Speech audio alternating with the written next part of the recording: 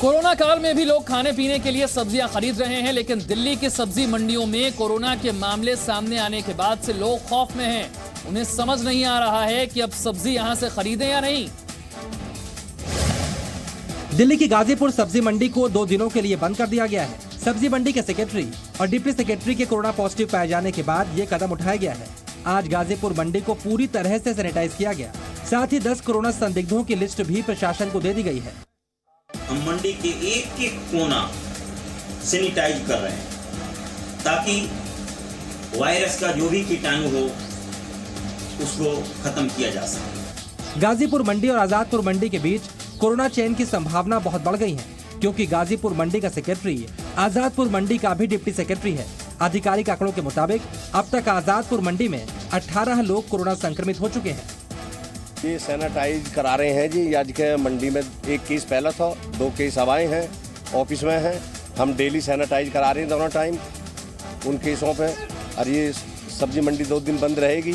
बाकी हमारा जो मलेरिया डिपार्टमेंट है, एमसीडी को सभी कर्मचारी सब लगे हुए हैं, रात दिन सैनिटाइज करा रहे हैं। अन्य मंडियों में भी सोशल डिस्टेंसिंग नहीं होने की वजह से खतरा मंडरा रहा है। केंद्रीय मंत्री नितिन गडकरी ने भी कहा है कि कोरोना वायरस प्राकृतिक नहीं है, बल्कि लैब में तैयार किया गया।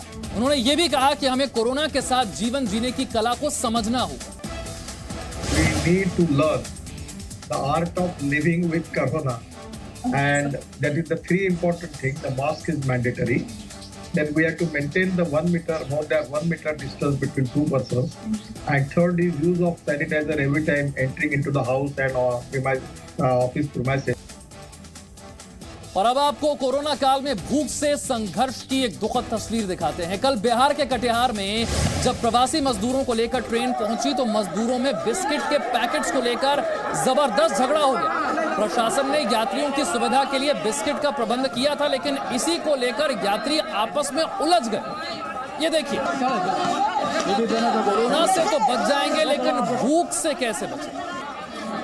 और यही भूख है जो इन्हें आपस में लड़ने झगड़ने पर मजबूर कर रही है। कोरोना वायरस संकट काल में लॉकडाउन के बीच अलग अलग राज्यों में फंसे हुए मजदूर अपने घरों को लौट रहे हैं। जिन्हें लौटने के लिए साधन मिल रहा है वो तो खुशनसीब हैं, लेकिन हजारों लोग ऐसे हैं जो सड़क पर पैदल सफर कर रहे हैं। मजदूरों को मजबूरी की ये तस्वीरें रुला रही हैं। ये तस्वीर आगरा की है, जहां मजदूरों का एक जत्था पंजाब से लौटकर महोबा जा रहा था। इस जत्थे में महिलाएं और बच्चे शामिल थे। इस जत्थे में शामिल एक बच्चे के पांव जब चलते चलते जवाब दे गए तो मां ने उसे अपनी ट्रॉली वाले सूटकेस पर औंधे मुंह लिटा दिया।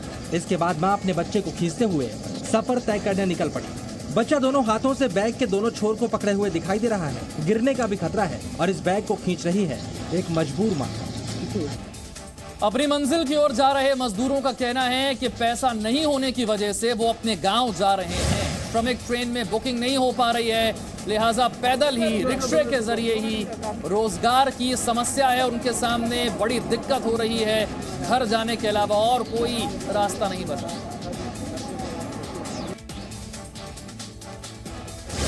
दिल्ली बॉर्डर पे आ रहे थे ना, दिल्ली पुलिस ने मारा है मेरे को, बहुत बुरी तरह मारा है। इतना बुरी तरह मारा है जो आने थे, एक तो आने नहीं दे रहे थे।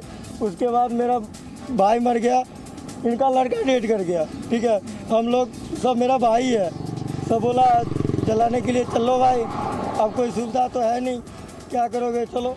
हम लोग विदा हुए, गए डीसीपी ऑफिस कोई साइन करके नहीं दिया। सेक्टर 7 के थाना में गए, कोई साइन करके नहीं दिया।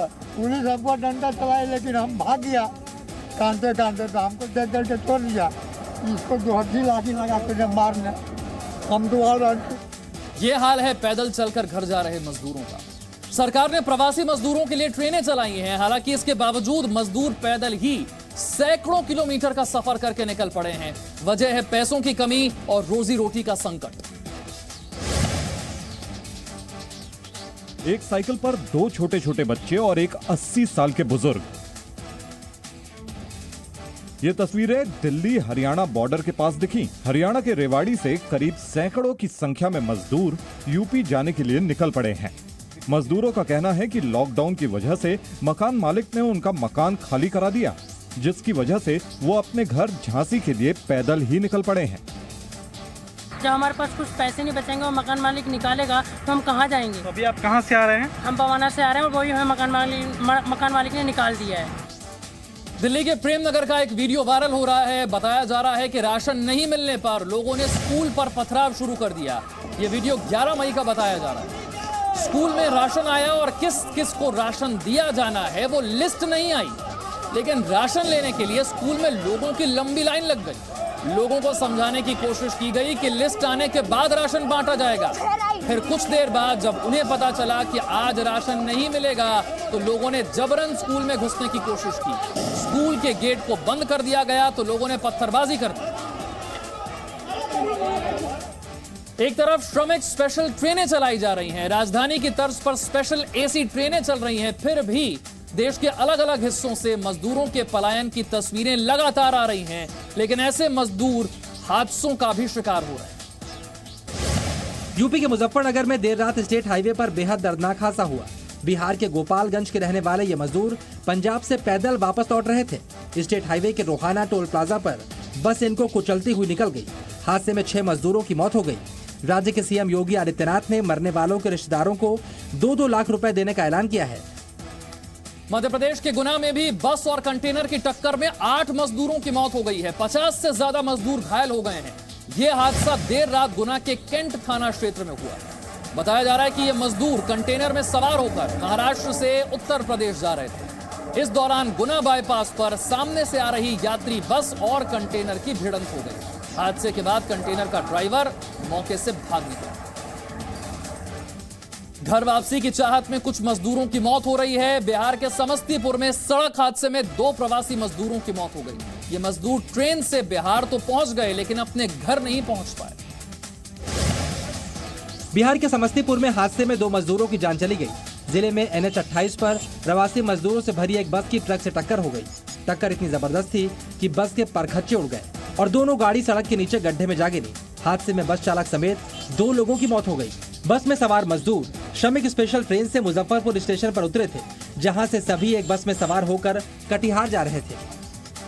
यूपी के सीतापुर में कूड़ा उठाने वाली गाड़ी से क्वारंटाइन सेंटर पर खाना भेजा जा रहा है।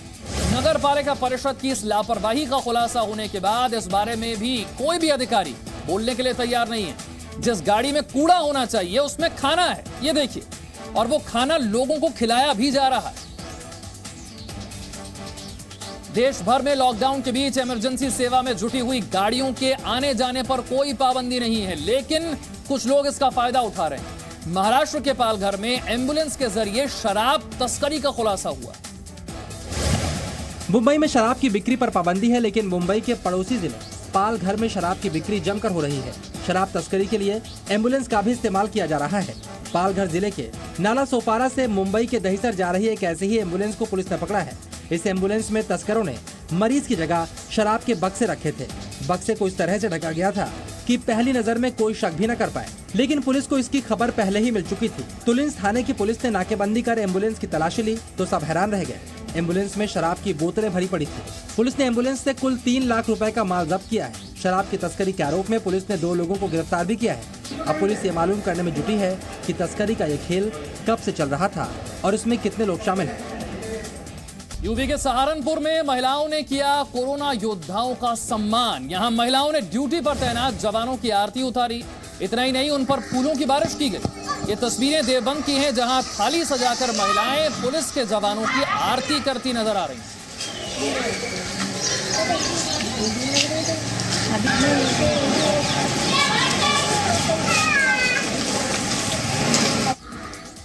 वंदे भारत मिशन के तहत विदेशों से भारत आने का सिलसिला लोगों का जारी है और INS जलाश्व आज मालदीव के माले पोर्ट पहुंच गया। मालदीव में भारतीय दूतावास के मुताबिक शुक्रवार को जहाज माले से केरल के कोच्चि के लिए भारतीयों को लेकर रवाना होगा। अमेरिका के सैन फ्रांसिस्को से भी भारतीयों को लेकर एक स्पेशल विमान दिल्ली के लिए उड़ान भर चुका है। वंदे भारत मिशन के पहले चरण में एयर इंडिया के विमानों से विदेशों में फंसे हुए 14,800 भारतीयों को वापस लाया जा रहा है, जबकि लोगों को विदेश से लाने के लिए भारतीय नौसेना की भी सहायता ली जा रही है। और दिल्ली NCR में मौसम का मिजाज अचानक से बदल गया है। कई इलाकों में झमाझम बारिश हो रही है। बारिश के साथ साथ कई इलाकों में ओले भी पड़े हैं। अचानक मौसम बदलने से तापमान में भी गिरावट दर्ज की गई है। मौसम विभाग के मुताबिक जम्मू कश्मीर में सक्रिय होने वाले नए पश्चिमी विक्षोभ की वजह से मौसम ने करवट ली है। तस्वीरें देखिए दिल्ली एनसीआर की, कई इलाकों में झमाझम बारिश और कई इलाकों में तो ओले भी पड़े हैं। तेज हवाएं चल रही हैं, तापमान में भी गिरावट आई। ये देखिए दिल्ली एनसीआर की तस्वीरें। मई का महीना जहां आमतौर पर तापमान 40 से ऊपर रहता है, इसमें ओले गिर रहे हैं, झमाझम बारिश हो रही है, तापमान में गिरावट आ गई।